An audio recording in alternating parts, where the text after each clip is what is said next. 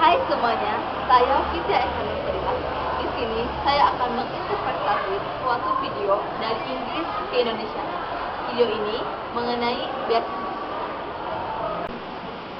Hey everyone, welcome to Chet Chat. I'm your host Chetna. We've done some serious globetrotting on this show, and for this episode I'm taking you all the way across to a beautiful city called Vancouver up in Canada. And with me today is Naman Shah, who's a second-year student at the University of British Columbia, Vancouver. Hey Naman, welcome to the show. Hi, thanks for having me. Hai semuanya, selamat datang di Chat Chat. Saya Jason. Kami telah melakukan beberapa perjalanan keliling dunia untuk acara ini. Dan untuk episode kali ini, saya mengajak Anda untuk berkeliling ke sebuah kota yang sangat indah, Vancouver di Kanada. Dan yang bersama saya hari ini adalah Naman Shah.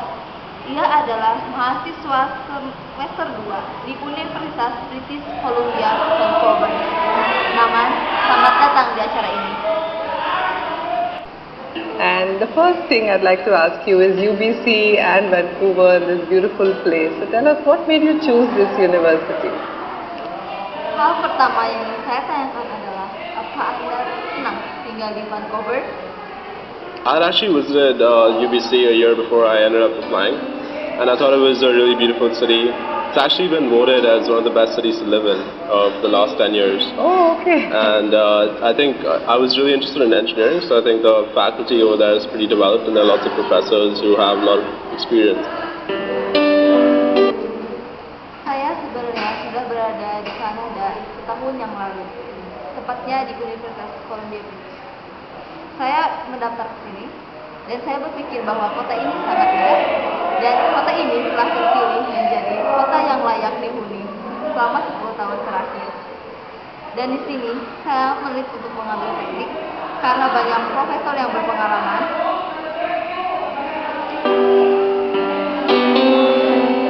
So having chosen the school, I also understand you've got a full scholarship. Yeah. And that's really exciting. Setelah Anda memilih universitas, Anda juga mendapatkan beasiswa kan? So tell us about it. A lot of my viewers want to know about scholarships, and so tell us, how did you go about applying for this? It's called the Beritahu kami cara mendapatkan beasiswa tersebut dan kapan kita harus mendaftar beasiswa tersebut. International Leader of Tomorrow. International Lead of Tomorrow. Leader of Tomorrow. Leader Yeah. of Tomorrow, okay. And it's open to all international students around the world. And it's based on nominations, and the school ends up nominating you, and then you're allowed to send in your application, which includes a bunch of essay questions. Okay. And they look at your grades and your community involvement.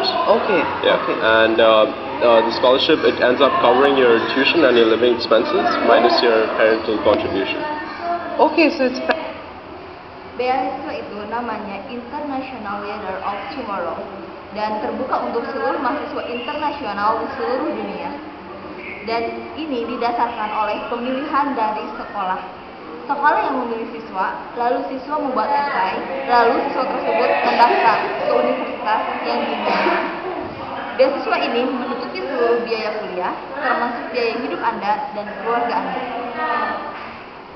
practically depends on your parental contribution is optional, right? Yeah. And whatever you say, the balance, everything is covered. Right. So when you say leadership, are they looking at those leadership qualities in your essay when you're applying? Bicara mengenai beasiswa, apakah ketika membuat esai Anda harus berkualitas? Yeah, they're looking at your leadership qualities as well, and if you've worked with organizations before and contributed towards the community, or you have some kind of passion Right. towards helping society in any kind of way. So how early do you apply? Ya, mereka melihat kualitasnya. Lalu juga, jika Anda terlibat dalam organisasi dan berkontribusi dalam suatu komunitas, Anda akan memiliki suatu keunggulan. In the calendar, at what point about did you start applying now for the scholarship? I think October. Seberapa dini Anda mendaftar dan pada bulan apa Anda mulai mendaftar beasiswa? October, November is the period where you actually start looking into it and talk to your counselor and try to send in the nomination and look at the essay questions. Okay, and it necessarily Periode Oktober sampai November adalah periode di mana Anda harus mencari-cari beasiswa lalu membuat esai, dan setelah itu Anda harus mendaftar. Goes through the school Yeah. counselor's nomination. Right, yeah.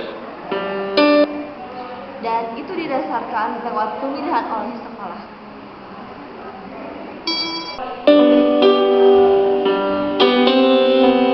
The first year is a general program where you end up doing courses in all kinds of subjects, chemistry, physics, different math courses, programming, and then second year you have the option of choosing between all the departments that are available. Okay, so you Di tahun pertama ada program umum di mana Anda melakukan kursus semua mata pelajaran termasuk kimia, fisika, dan matematika atau pemrograman. Lalu di tahun kedua Anda berkesempatan untuk memilih salah satu jurusan. when you applied to the engineering school. Yeah. So what made you choose mining engineering? Apa yang membuat Anda mendaftar ke jurusan teknik, khususnya teknik pertambangan? So the mining engineering department at UBC is pretty old and experienced. It's been around for 100 years. Okay. And the professors have a lot of experience, and they work with different companies around the world and have a lot of research. So that was really motivating. So there are over 800 mining companies that are based in Vancouver. So a lot of them end up coming to campus and they interview students, and because they're really looking forward to employ students at this age. And they all have graduated programs. They employ students while they're at university, and when they graduate, you can get jobs with those companies right after you're done with university. Okay. So in that way, it's pretty helpful. And even though like the oil market is not that great right now, the Right. prices aren't great, there are still companies coming in and taking students. Oh wow. Jurusan teknik pertambangan di Universitas British Columbia sudah terkenal dan memiliki banyak pengalaman selama 400 tahun dan juga memiliki pengalaman bekerja di berbagai perusahaan di dunia. Selain itu, juga memiliki banyak penelitian dan lebih dari 800 perusahaan tambang di Vancouver banyak mengambil mahasiswa-mahasiswa di teknik pertambangan untuk diambil untuk magang di sana. Dan ketika mereka lulus, para mahasiswa tersebut bisa bekerja di perusahaan tersebut dengan mudah. You've chosen for yourself at the right place that you are in. So tell us about the structure of the program. Yeah, so Lalu, bagaimana dengan struktur programnya? after your first year, you have kind of a standard timetable. So you do courses in fluid mechanics and different math courses as well. And then courses focusing on techniques in mining engineering. And so in mining, there's the raw material, and there's, processing, and then there's the market, and then how the economic conditions surrounding it. Right. And then there's also the aspect of sustainability and the environment. Right. So the Right. courses focus on all these aspects and give you, a complete perspective. Setelah tahun pertama, ada jadwal standar mata kuliah dan juga kursus matematika. Lalu fokus pada teknik pertambangan, mengenai bahan baku dan cara memprosesnya. Lalu juga belajar mengenai bagaimana kondisi ekonomi di sekitar kita.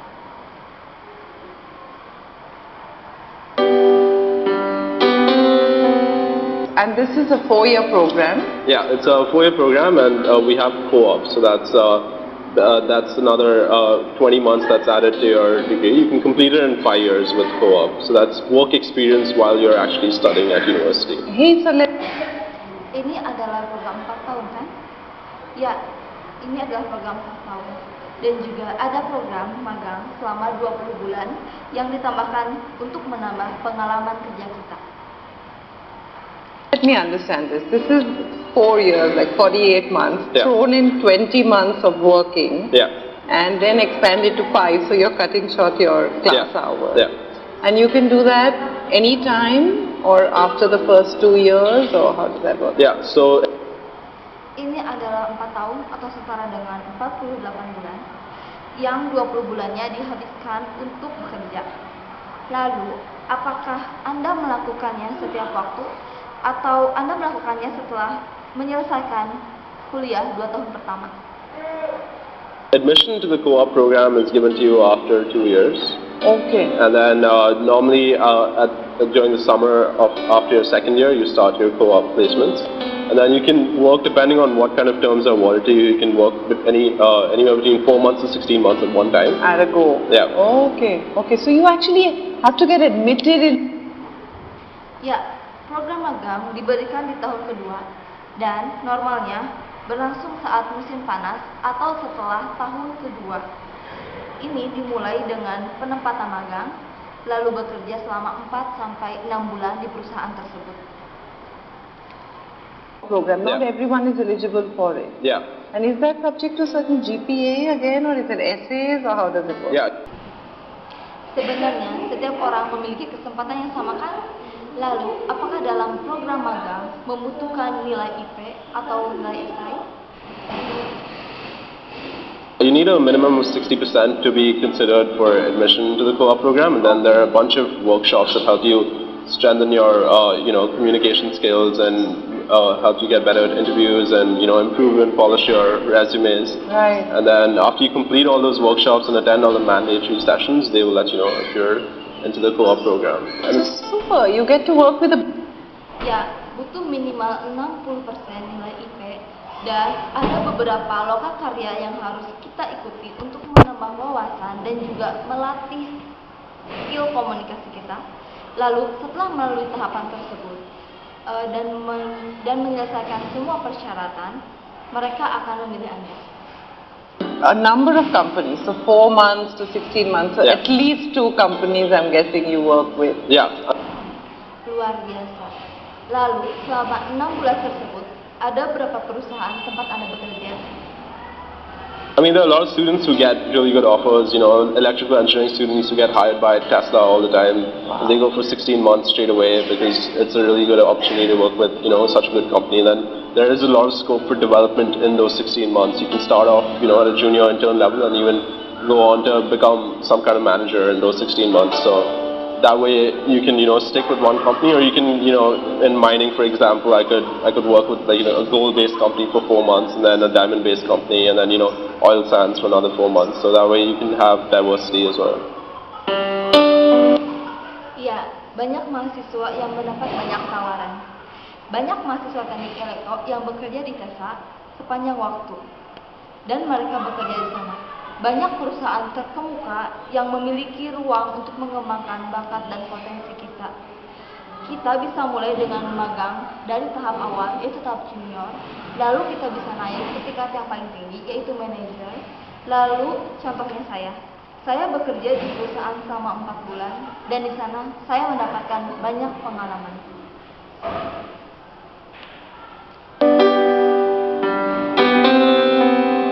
So UBC is this large public university with loads and loads of students. Yeah. So what are the pros and cons of being in a place like that? Universitas ini sangatlah besar dan menampung banyak mahasiswa. Lalu, adakah pro dan kontra di tempat ini? Yeah, definitely. I mean, when you first enter university and you find out there are like 47,000 students, you always undergraduate students. Okay. Yeah. So it's kind of overwhelming, and Right. and you always have that thought: how am I going to make friends? How am I going to form a study group? And there's this specific program called Jumpstart, which is for international students. So the first month you actually end up staying at university. Academic courses haven't started yet. And you kind of get your banking and phone stuff sorted, and you roam around the city and get used to everything. And all other international students are also there, so you can bond for a month. That's 1 month for you to get to know who's around you and make friends, and then you start with your courses. And going forward, so looking at class. Ya, ketika pertama masuk dan mengetahui bahwa di sini ada lebih dari 47.000 mahasiswa, saya begitu kaget. Namun, lalu saya membentuk suatu kelompok belajar, dan di sana juga ada program khusus yang disebut Jumpstart. Jumpstart ini adalah untuk mahasiswa internasional. Jadi, di bulan pertama ada suatu kursus akademik, dan Anda akan terbiasa dengan banyaknya mahasiswa yang berkeliaran di area kampus ini. Sizes, professor interaction, how does that work? Yeah, so Lalu, Anda mulai kursus dan melihat kelas dan lalu berinteraksi dengan para profesor. Bagaimana Anda bisa melakukannya? I can speak for engineering because in the first year courses, since everyone ends up doing the same courses, you have classes with over 300 people. Oh, okay. And if you don't make it in time, sitting at the back row and not interacting with the professor can be challenging. I personally like to study in a space where I can ask questions and speak to the professor. Right. So that is a challenge. But then the professors are really welcoming, and they're always there to interact with you, and you can contact them. And even if you can't meet them during their office hours, they'll sit with you for a cup of coffee whenever. Okay. And I'm doing this thing called peer-assisted study sessions. Peer-assisted study, so you're actually teaching Yeah, you don't actually teach. Ya, karena semua orang melakukan kursus yang sama dan dalam satu kelas terdapat lebih dari 300 orang sehingga kadang ada yang tidak terbagi bangku. Nah, saya suka bertanya kepada profesor dan para profesor di sini sangat terbuka dan walaupun di luar lingkungan kelas, mereka terbuka hingga mereka bersedia minum kopi bersama kapan saja. But you facilitate sessions and you kind of organize 1.5 hour study material for students to go through. I'm doing it for a physics course, so wow. That's supposed to be a challenging course in first year. So I plan out those sessions and students come to it and they kind of bond with other students who are doing the same course, and they go through the material. Bantuan tersebut sangat membantu, di mana kami selalu merencanakan untuk mengajak profesor bertemu, lalu membahas materi di luar kelas.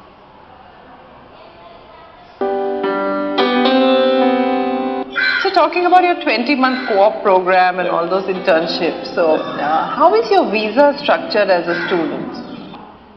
Berbicara mengenai 20 bulan magang, bagaimana cara mahasiswa mendapatkan visa? So as a student, you apply for the study permit, and that's valid for around 4 to 5 years. Right. Most cases, it's 5 years. Okay. And the study permit, at least for international students, also in most cases, you can't guarantee for every single student, but it states that you're allowed to work for 20 hours in the university or in Vancouver. 20 hours a week. 20 hours a week. Through entire. Para siswa mendapatkan visa untuk belajar dan berlaku di antara 5 sampai 6 tahun. Dan juga izin belajar untuk mahasiswa internasional tidak dapat dijamin bagi tiap mahasiswa. Tapi setidaknya itu meyakinkan bahwa Anda diizinkan untuk belajar dan bekerja di sini, di Vancouver. 5 years. Yeah, through the entire 5 years, without applying for the work permit. Oh, okay. Yeah. Okay. Jadi Anda bekerja selama 20 jam setiap minggu selama 5 tahun. Ya, dalam waktu tersebut kita harus magang dan Anda akan diberikan izin bekerja selama 20 bulan. And then if you're in the co-op program, right. you get a studentship letter, so you end up applying for a work permit, Right. And the work permit actually enables you to work throughout your degree, and you can work for 20 months for the co-op program. And you don't really need to know French to work in British Columbia, right? No. Dan apakah Anda benar-benar tidak tahu tentang teman Anda di Universitas British of Columbia ini? English is the most spoken language. You don't need to know French, and if at all, maybe you need to know Punjabi, because that's there are lots of Punjabis in Vancouver, and it's a very welcoming society, and lots of different nationalities. Okay. Dan di sini saya tahu bahwa bahasa Inggris adalah bahasa yang sering diucapkan selain bahasa Prancis. Namun di sini juga ada bahasa Punjabi. Walaupun Anda bisa berbahasa Punjabi dan di sini berbahasa Inggris, Anda tetap bisa menggunakan bahasa tersebut karena di sini masyarakatnya sangat terbuka. Selain itu, di sini pula masyarakat sudah terbiasa dengan banyaknya bahasa karena di sini adalah tempat mahasiswa-mahasiswa internasional.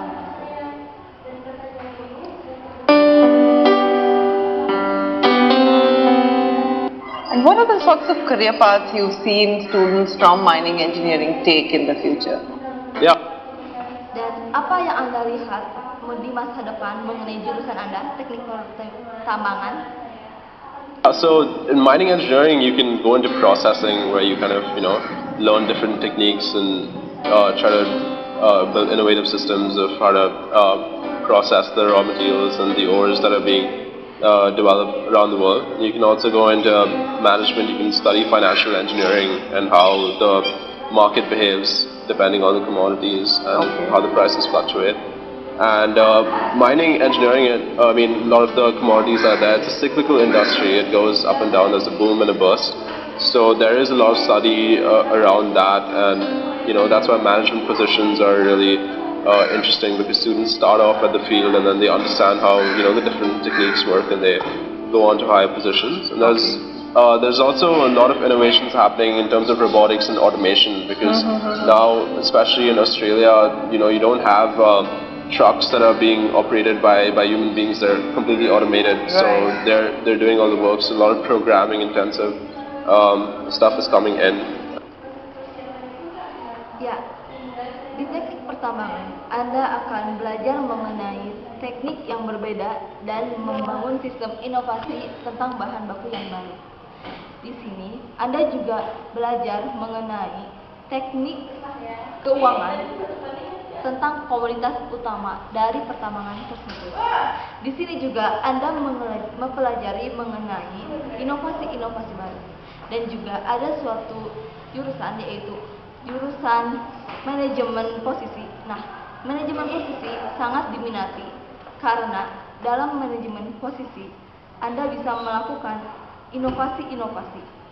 Lalu, dengan banyaknya inovasi dalam bidang robotika dan otomatisasi menambah lahan pekerjaan bagi jurusan kami. And the next major thing we're looking at in terms of mining is space mining. So that's going to come in a couple of decades maybe, but that's a really interesting breakthrough as well.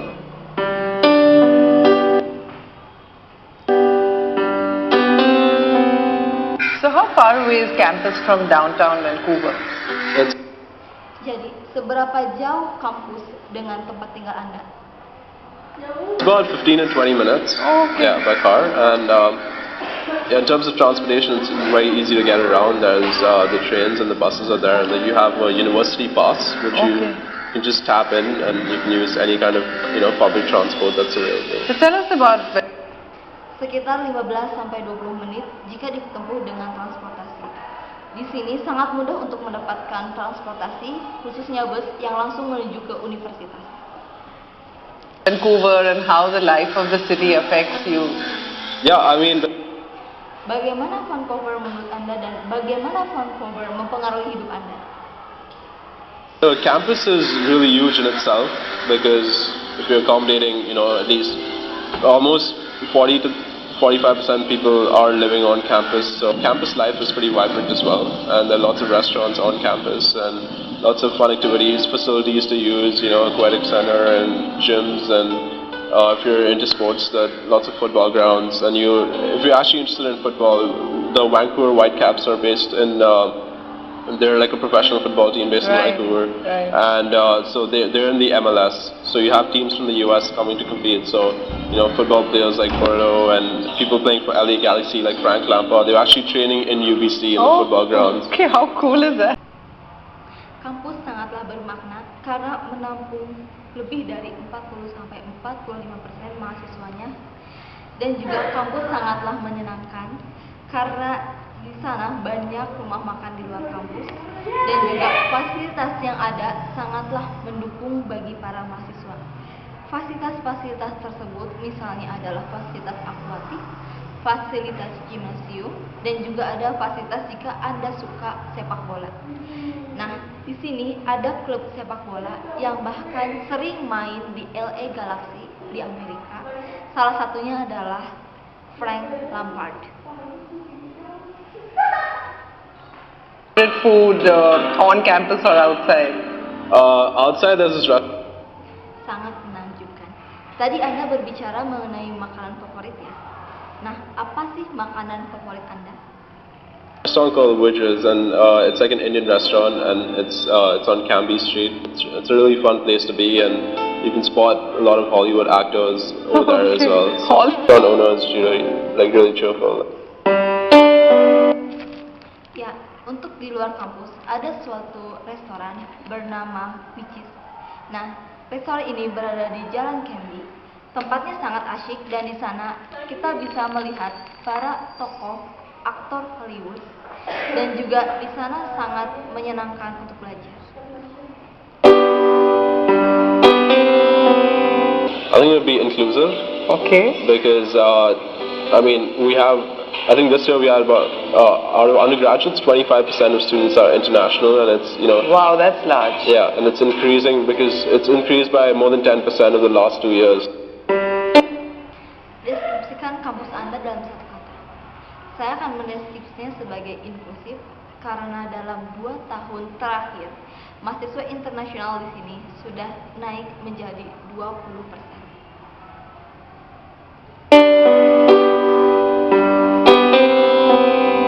Solid School of Business is supposed to be very well known because the marketing professors they have are in the top 5 researchers in the world, and it's ranked the #1 business school in Canada. And in terms of other departments like engineering, civil engineering is supposed to be the #1 department in Canada for engineering as well. Okay. Kursus mana di UBC yang paling terkenal? Solid School of Business. Di sini banyak profesor terkenal dan juga penelitian-penelitiannya sangatlah hebat. Dan di sini mereka mendapatkan peringkat nomor 1 dunia. Saya rasa jurusan teknik juga akan menjadi jurusan nomor 1 di Kanada.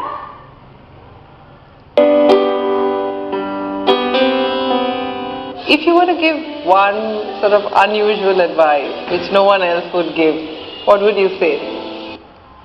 Apa nasihat Anda untuk orang lain? I would say, if you have opportunities, if you have companies coming in, always give an interview because it's really helpful for you. It always helps you better your communication skills, and it helps you understand where you're actually standing and how you're doing. And even if you're not eligible for that job at that time, you can always learn some skills from the interview, and it's always a good conversation when recruiters come in. Okay. Saran saya adalah jika Anda mendapatkan penawaran interview dari perusahaan lain, ambillah. Itu akan menambah wawasan Anda dan juga melatih kemampuan Anda. Dan juga dengan begitu akan sangat mudah bagi Anda untuk mendapatkan pekerjaan nantinya.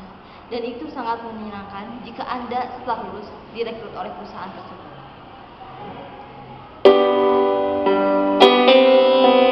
Recently, in our second year, so we had, Shell was actually asking students to come to their site at the Albion Sands. So they took almost our whole class, 30 students. It was first come, first served. But they took us to their oil fields in the Albion Sands. Okay. And we were there for 2 days. It was a free of cost trip, and they flew us all over there, booked us in the hotels, and we got a good tour of all the facilities and the kind of work they do as mining engineers. Wow. So it was really exciting because you see all these videos and you hear from your professors, but actually getting to see what's being done over there and the kind of exciting technology that they're using was good to see. A lot of people associate mining engineering with that it's not economically sustainable and it can harm the environment, but it's a very broad stream, and mining is just exploration of resources, so it can be exploration of sustainable resources as well. Even companies that are working with non-renewable resources have they're working towards sustainability at this point of time, and so the site we visited, they're using this technology called Quest, and they just invested $1 billion, and they're trying to all the carbon dioxide emissions that are taking place, they're kind of trying to trap the carbon emissions and treat them in the ocean.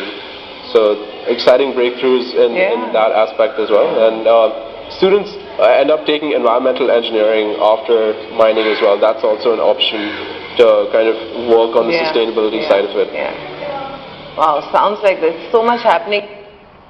Di awal tahun kedua kami, Shell, suatu perusahaan, meminta kami mahasiswanya datang ke tempatnya, dan ada sekitar 30 mahasiswa yang pergi ke sana, dan kami dibiayai gratis untuk perjalanan dan juga hotelnya. Di sana kami melihat video-video para profesor ketika mereka meneliti, dan juga di sana kami belajar banyak. Ada pula teknologi-teknologi termutakhir dari para profesor tersebut, dan kami belajar mengenai teknologi-teknologi tersebut. Di sana sangat menyenangkan karena di sana kita juga belajar bagaimana cara mengolah hasil pertambangan dan juga cara untuk merawat lingkungan pertambangan agar gas emisi yang dihasilkan yaitu karbon dioksida di lingkungan berkurang. In your field, whether it's space mining, environmental engineering, and wish you all the luck with your endeavors in future, and thank you so much for being on the show. Thank you. Thanks for having me. Please click the subscribe. Wow, sangat menarik. Saya berharap Anda sukses di masa depan. Terima kasih telah datang di acara ini. Terima kasih, Rin. Ya, itulah hasil interpretasi saya. Terima kasih sudah menonton.